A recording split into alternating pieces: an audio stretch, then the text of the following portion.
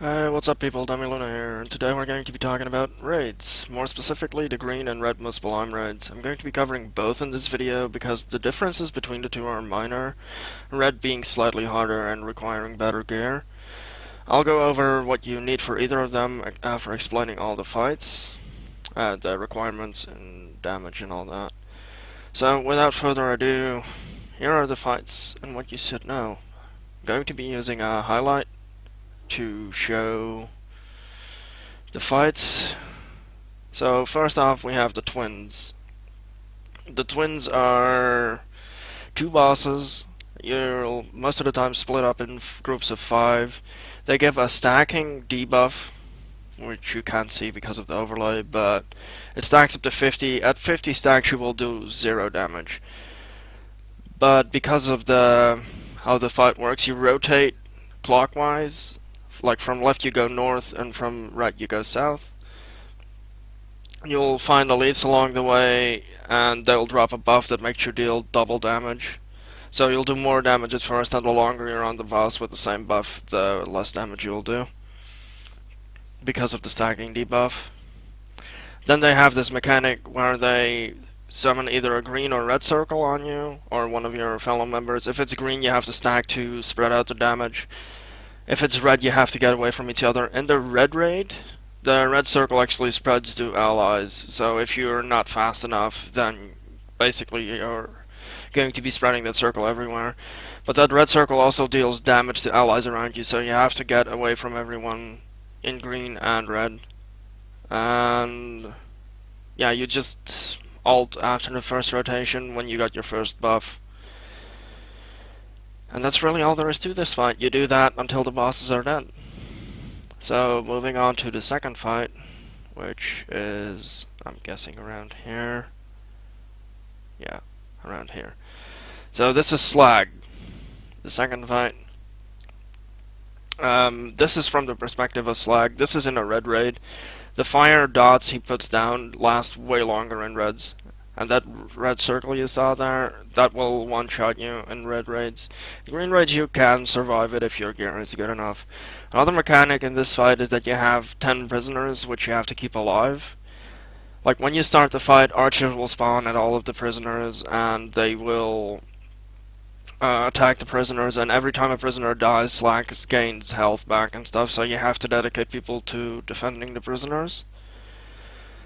And the only mobs that actually attack the prisoners are the yellow elites that spawn on them, and then every 25% health of slag, fire giants will spawn, and they will drop a buff that can quench these flames on red. And on green that mechanic is like non-existent. You just have to be careful for of the fire giants because they can one-shot you. And yeah, that's really all there is to this one. So moving on to the next one, which should be about here.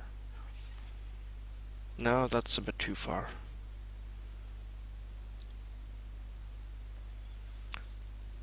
So, the monolith. This is the third fight in the raid. Basically, you have 2 healers that will function the obelisks. The bottom one will go from left to right, and the top one will go from right to left. There will be blue elites and yellow elites that spawn. The fire demon archers, this yellow one for example, drops a buff that makes you deal normal damage to the monolith. So when you get that, you go to the monolith like you see me do here, and then you just damage until it's over. There is also fire giants that spawn that will you have to be dragged through the fire. You can see on the floor to the left there and to the bottom. They will get a dot, which will kill them pretty fast. Then you drag them to the monolith, and every fire giant that explodes on the monolith will deal 1% damage, which is kind of important in the longer haul.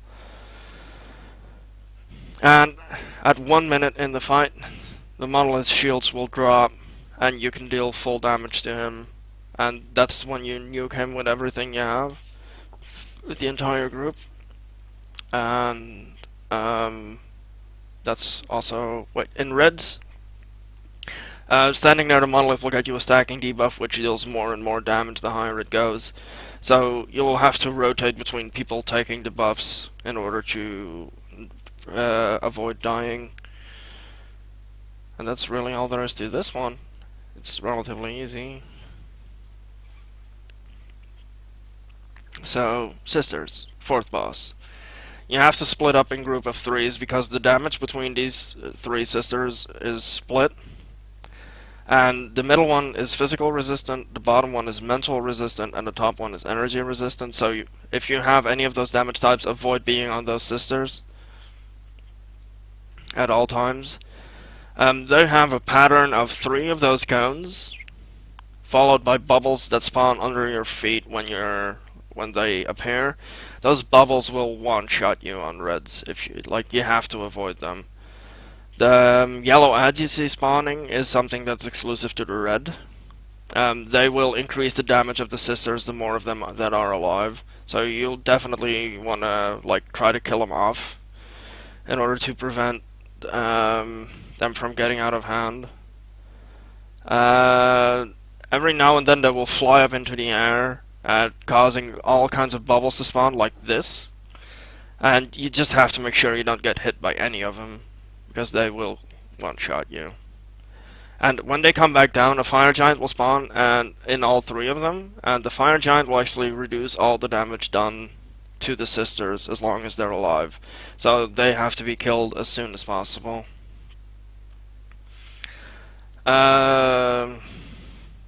That's really all there is to this one. In greens it's even easier. Just make sure to avoid their attacks, and they have very obvious telegraphs. And then there is Surtur, the final boss of this fight, which is this one. Our final boss of this raid.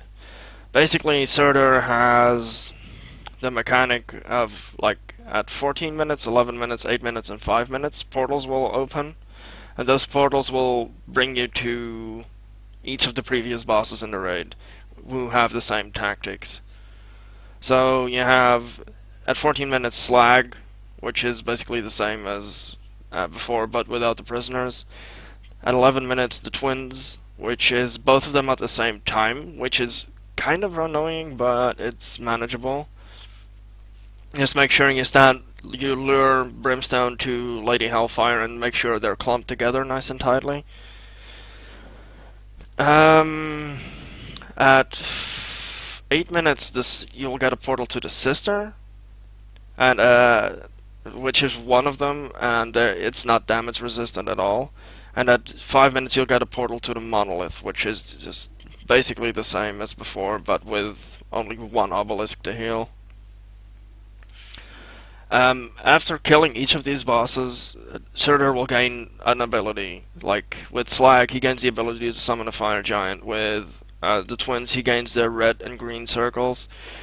With the sister, he gains the bubbles, and with the monolith, he gains the ability to blast away the cover, which is important for different reasons. I will talk about that in a little bit. But most of the time nowadays, Surtur dies so fast that you will never see the monolith or the sister fight in it. But if you do, that's what happens. And Surtur himself, he slams the ground 3 times with his sword, leaving a fire trail, which is a dot. And then he proceeds to sword slam into the ground like that, and that will one-shot you no matter what. So you have to stand behind the rocks that you saw me do there to avoid being one-shot. Or you can use your invulnerability medkit core to not get hit if you time it right. And that's all there is to Surtur.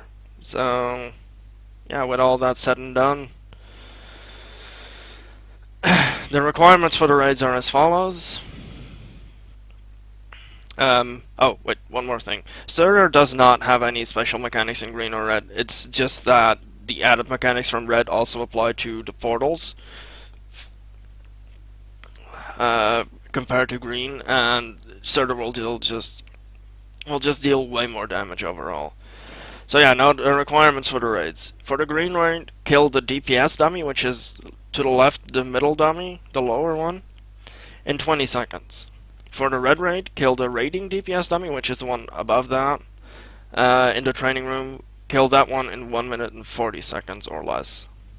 Now, if you're going to pug a raid, people are going to have way higher requirements than is actually needed, so keep that in mind. There are plenty of people that can carry you through a raid if you want it. There's plenty of threads on the forums as well regarding something like that.